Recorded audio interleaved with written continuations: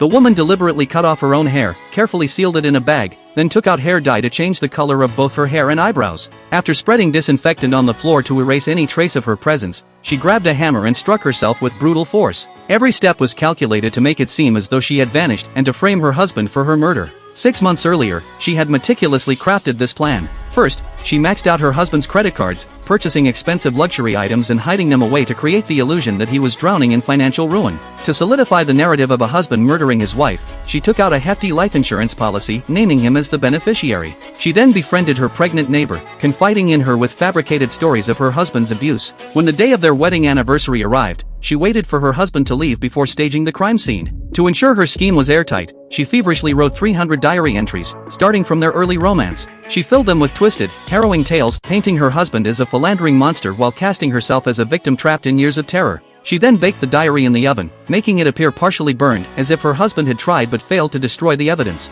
With her disguise complete, she drove away, vanishing to a distant town where she rented a new home, waiting for the day her husband would be arrested for her murder. Just as she predicted, the police gradually uncovered the trail of clues she had left behind. The charge of uxoricide was pinned squarely on Nick, but to her shock, after his wife's disappearance, Nick faced the media with a smirk.